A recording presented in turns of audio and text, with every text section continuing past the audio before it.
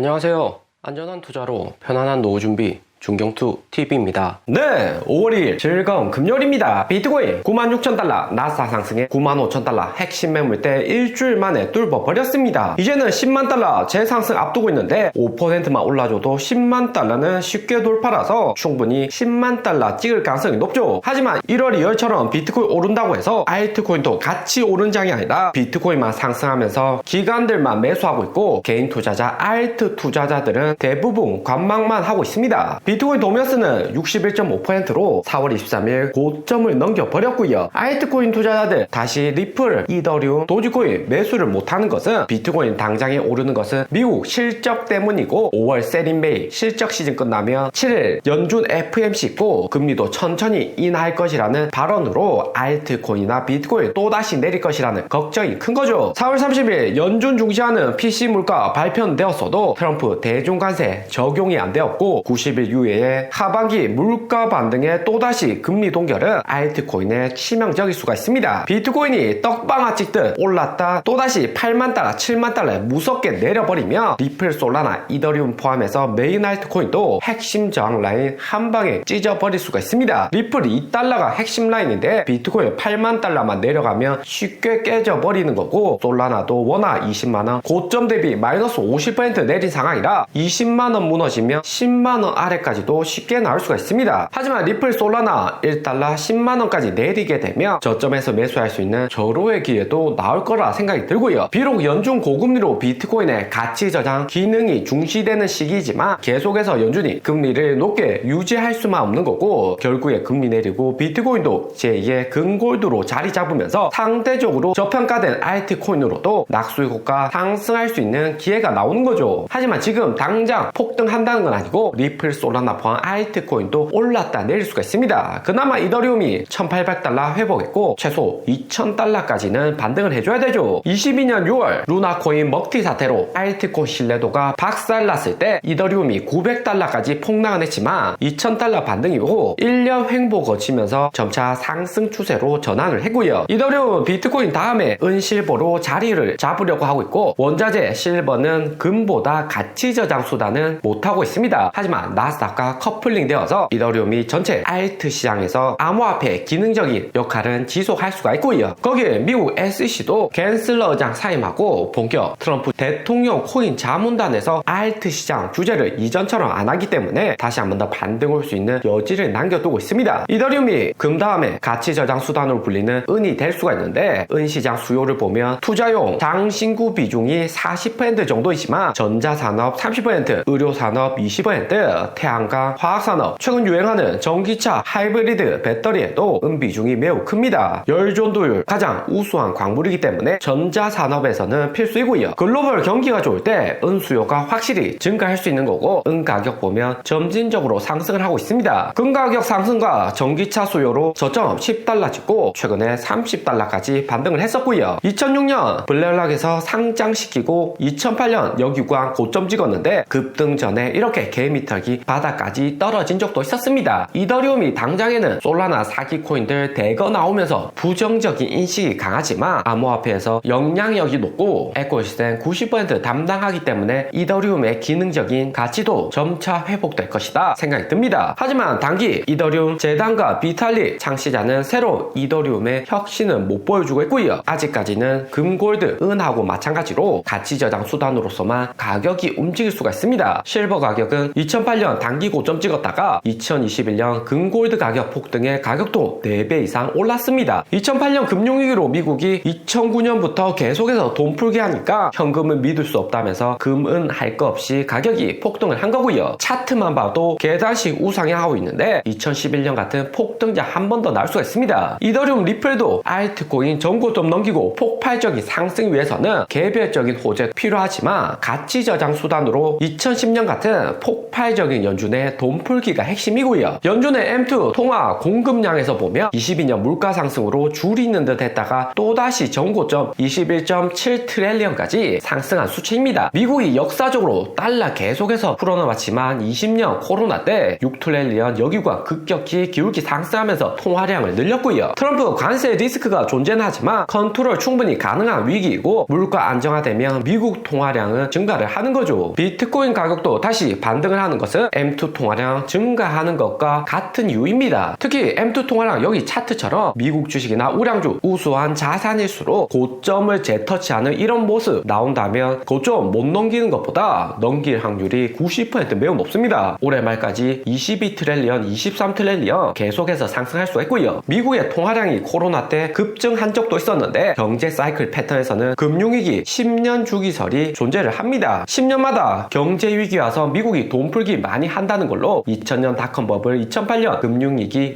2010년 코로나 최근 20년간 3번이나 났고요. 벌써 코로나 터진 지도 5년이나 지났습니다. 3년째 되는 구간부터 확실히 연준이 M2 통화량 늘려버린다는 거고 금실버, 비트코인 뿐만 아니라 이더리움, 리플, 솔라나도 급등할 수 있는 계기가 나올 수가 있는 거죠. 이번 리플이나 솔라나, 이더리움 등 저점 찍은 다음 확실히 폭발적으로 상승할 수 있는 구간이 나올 수 있습니다. 2010년 특히 코인으로 자금이 몰렸던 건데 2018년 하락장에 비트코인이 가치 저장 수단으로 검증이 되었고 수익률도 주식, 금은 못지않게 폭발적으로 올랐습니다. 때문에 마이클 셀러 비트코인 100만 달러 간다, 지금 안 사면 늦는다 이런 경고도 자주 하는 게 M2 통화량 공급과 상관성이 매우 높다. 비트코인 1억, 2억이 아니라 10억, 20억 갈 수 있는 이유도 나올 수가 있는 거죠. 그리고 최근 비트코인 가격 보면 96,900달러, 전고점 109,000달러까지 10% 정도밖에 남겨두지 않았습니다. 비트코인이 다시 한 번 더 120선 돌파하고 상승을 한 걸로 3월, 4월 7만 달러 초반 하락도 있었지만 손정희 트럼프 대통령 코인 자문다에서 비트코인의 가치 저장 수단 강조를 해줬기 때문에 반등을 한 거고요. 이번 반등에 비트코인이 전고점까지 넘기는 상승이 나온다면 알트코인도 더 오를 수 있겠지만 비트코인 또다시 내려버리면 알트코인 전반적으로 충격이 커지게 됩니다. 중경도 최근 영상에서 옵션 세력들 배팅이 너무나 잘 맞고 있다. 4월 30일 영상에서 5월 2일 가격 전망을 한 적이 있었고요. 5월 2일하고 5월 30일 6월 말과 함께 콜옵션, 풋옵션 배팅이 가장 많았습니다. 4월 30일 영상 찾아보시면 중경도 이야기 들은 대로 콜옵션 세력들 5월 2일에 96,000달러까지는 더 오를 것이다 배팅을 했고요. 비트코인 96,000달러 상승에 콜옵션들 대거 수익을 본 거죠. 그런데 30일 9만 달러 재하락에 콜옵션 또다시 대거 포진해 있습니다.